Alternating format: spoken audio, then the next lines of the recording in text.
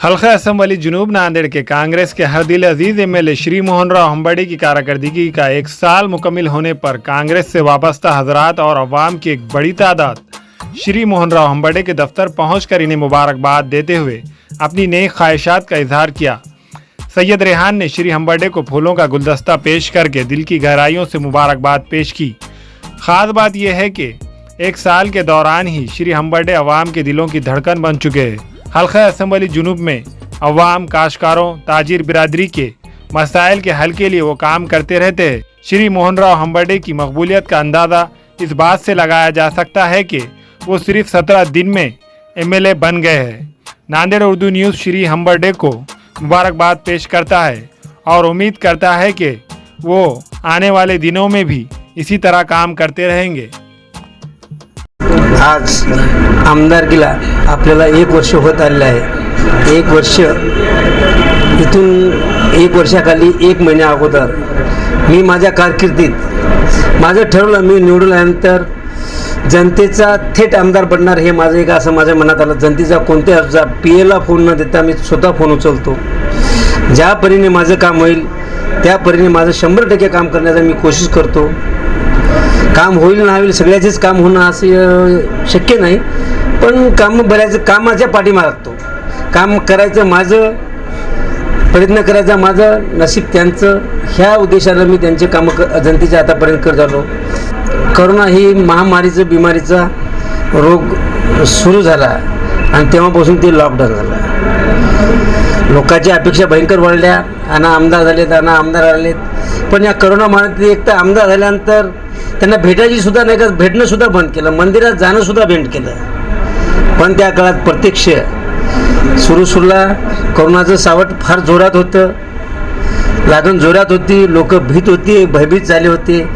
असे 15 दिवस लॉकडाऊन झाल्यानंतर गोरगरिबांना नाही का जेवणाची खाण्याची वेळ आली, त्यांना गोरगरिबाला कामकाज नव्हतं। काही आमच्या गरीब लोकांना कामाला गेल्याशिवाय त्यांचं पोट भरत नाही, त्यांच्यावरच पोट असतं, गल्लोगल्ली असतं।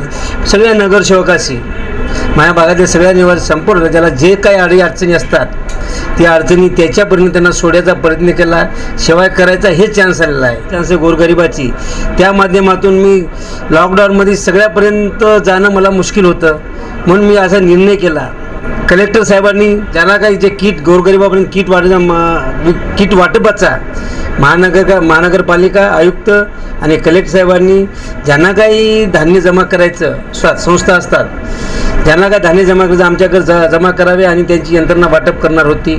त्यामुळे मला असं विषयाला मी सगळ्यापर्यंत पोहोचू येत नाही, म्हणून मी स्वतः माझ्या स्वखर्चातून मी 100 क्विंटल तांदूळ कलेक्टर साहेबाला दिलं। ते दिल्यानंतर त्यांनी त्या प्रकारचं गोरगरिबांना वाटप केलं। ज्यांना राशन कार्डला राशन भेटत नाही त्याचा मी फॉलोअप करून सगळ्याला राशन भेटावं अशी पूर्ण व्यवस्था केली।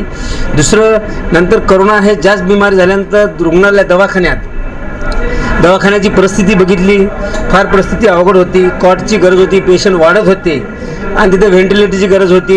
1 कोटी निधी आलता। 1 कोटी निधी आल्यानंतर मी विचार केला, गोरगरिबीची जनतेचा हा प्रश्न मोठा आहे, त्याकरता दवाखान्यामध्ये व्हेंटिलेटर नव्हते। माझ्या निधीतून 3 व्हेंटिलेटर नेले। जेव्हापासून हॉस्पिटल तेव्हापासून डायलिसिस मशीन येत होती, मी डायलिसिस मशीन दिली। मी आता जे पण आता माझ्या याच्यातून बरेच कामं दलित वस्ती असुद्धा 25-15चे 6 कोटीचे कामं मंजूर झालेले आहेत। 6 कोटीचे कामं मंजूर आहेत, दलित वस्ती 1.5 कोटी मंजूर झाले आहेत आणि आमदार निधीचे 50 लाखाचे कामं, हे सगळे कामं ह्या महिन्याच्या अखेरपर्यंत लॉकडाऊनमुळं लोकांना सोशल डिस्टन्स लेबर भेटत नव्हते आणि मग आपण त्या घाईघाईमध्ये काम करणं, कोणाला काही होणे म्हणून काम करणं, त्याकरता मी थांबलो होतो। पण इथून मी जोमाने कामाला लागलेले आहे। आपल्या जे जिल्ह्याचे बांधकाम मंत्री अशोकराव चव्हाण साहेब, पालकमंत्री 100% जनतेने साहेबावर विश्वास ठेवून मोहनराव हम्बड़े यांना आमदार केलेला आहे। त्याकरता चव्हाण साहेबाचं 100% लक्ष माझ्या मतदारसंघाकडे आहे। क्रीडा ग्राउंड असू द्या, आयुक्तालय असू द्या, हॉस्पिटल जाऊ द्या, हॉस्पिटलची एवढी मोठी बिल्डिंग आहे, दुसरी नवीन बिल्डिंग हॉस्पिटलची चालू करायलेत, वसतिगृह चालू करायले, सगळं काही आपल्या भागात जनतेला सुखसोयी होण्याकरता आणि दक्षिण मतदारसंघ एक चांगल्या उंच दर्जा याच्याकडे नेण्याकरता त्यांचा संकल्प आहे आणि त्यांचा संकल्प मी त्यांचा सेवक म्हणून पुढील जनतेचे कामं करणार आहेत. मतदार 1 वर्ष पूर्ण होत असताना माझ्या हाताने जे बी काही चांगले कामं झाले आहेत ते चव्हाण साहेबाला अर्पण, जे काही खराब कामं झालीच ते माझ्या मी अंगी घेतो आणि पुढील कामं मी जोरात कामं चालू करण्याचा माझा संकल्प ठेवतो. एवढीच माझी जय हिंद जय महाराष्ट्र. हमारे यहाँ फर्नीचर, पलंग, सिंगारदान, सोफा सेट, अलमारी, dining table, fridge, computer table और दीगर कंपनियों के फर्नीचर दस्तियाब है. एक मरतबा तशरीफ लाकर खिदमत का मौका दे. Proprietor Maulana Shabbir Sahab, deluxe furniture mall and home appliances, fruit market के सामने, माल्टेगिरी रोड, कामठा, नांदेड़.